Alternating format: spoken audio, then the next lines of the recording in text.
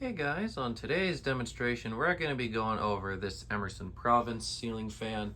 This one here is in the same crackle finish, and it is probably from 2004, 2005, or 2006.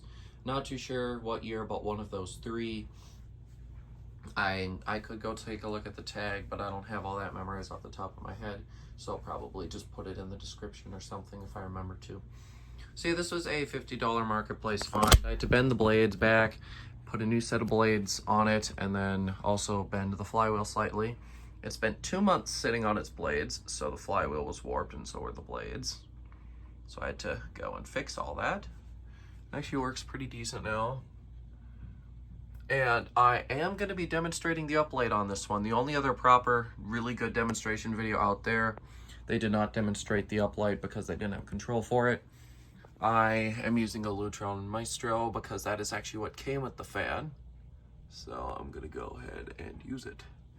I was really pleased with how the control worked. I like the speed range and the functionality is great. The receiver fits up there really good. It's not ridiculously big, so I don't really have complaints.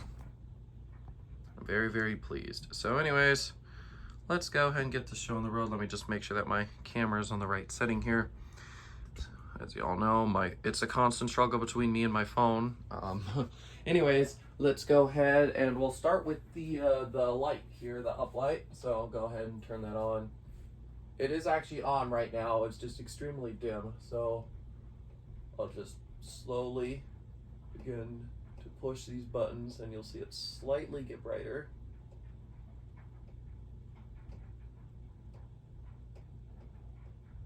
Just keep going now and we'll take it all the way to full. There's full. Not a big fan of how you got to push the buttons a whole lot. I would much rather just use a slider, but I can't complain too much. I'll just make sure that that looks somewhat decent on there. I should give you guys a better close-up of the finish now that it's all illuminated there. Really beautiful. I'm in love with this finish. All right. Now we will go ahead and start up the fan. I'm gonna go ahead and turn the light off so you can see the fan better. All right, we'll let that power down, and we shall start up the fan here on speed 1. This is of course a 7-speed control. Oh, you know what? I should probably hook up a kilowatt to it. Hold up. Not gonna like me very much there. Should reset to its original setting here. Yep, there we go. We'll see what the lowest is drawing here. 0.26 amps, 3.6 watts, and 0.1 on the power factor.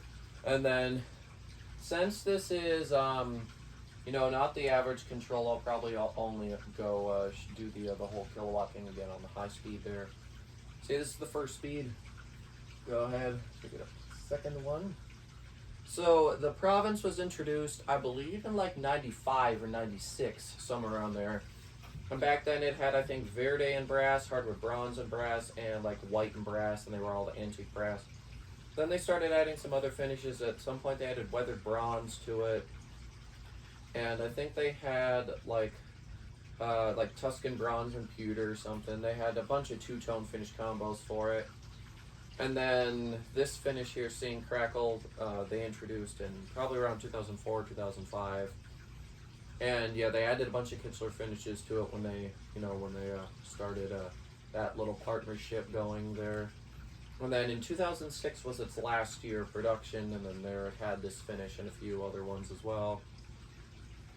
Now, Emerson made a few fans like this where they had a built-in uplight, but you needed a special control because this pull chain actually reverses it. It does not do the uplight, and this is for the speed. So that's why I'm using this control here. I could have also used a 4-speed slider if I wanted, but I wanted to use this one since I just got it. We'll go ahead and take it up to speed 3 now. That speed was kind of like its original low, and then this one's a little bit faster there.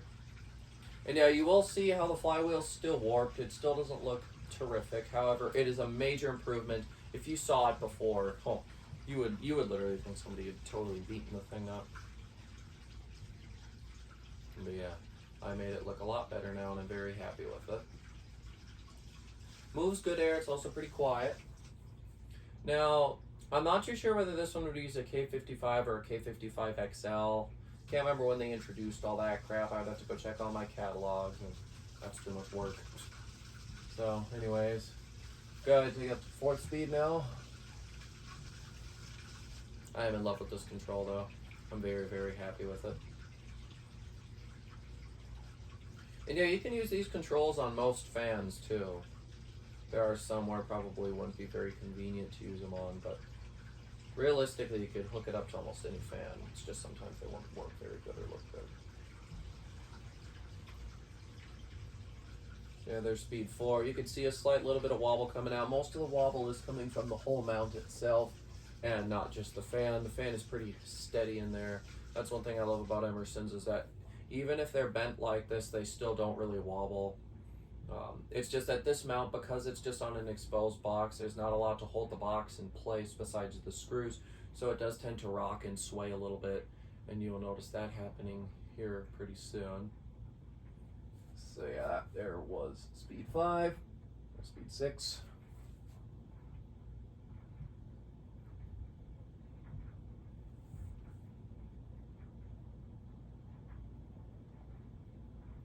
So you can see still not too much wobble. As soon as we take it to high, we get more. Yeah, on high, a demon awakes. Not the worst. I've seen worse wobble than this. Moves the air too. Of course, what do you expect from an Emerson?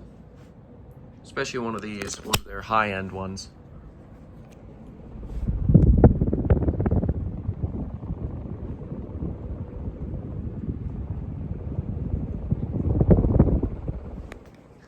Here we go. I'm sure you picked up a load of wind noise on this particular fan. It is quite strong. I'm sure you'd expect it. Nope, the lens got messed up. Let's fix that. Beautiful. And let me go quickly look at the kilowatt.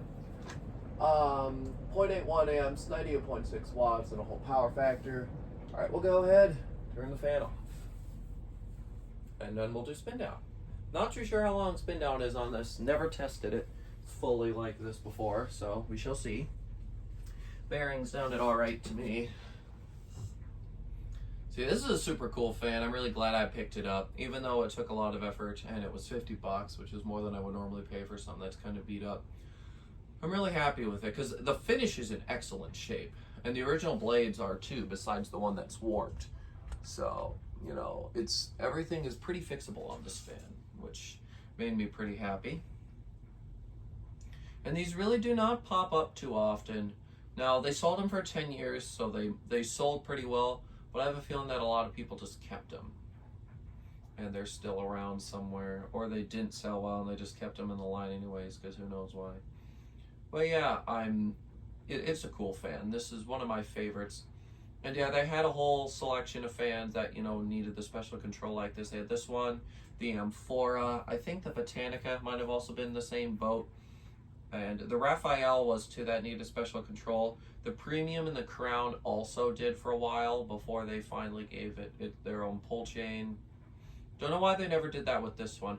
Also, why would they have a reverse pull chain where they could just throw a reverse switch on it? There's a few questions I have about the way they designed this one that doesn't make too much sense to me. But, you know, not really the biggest of deals in the world.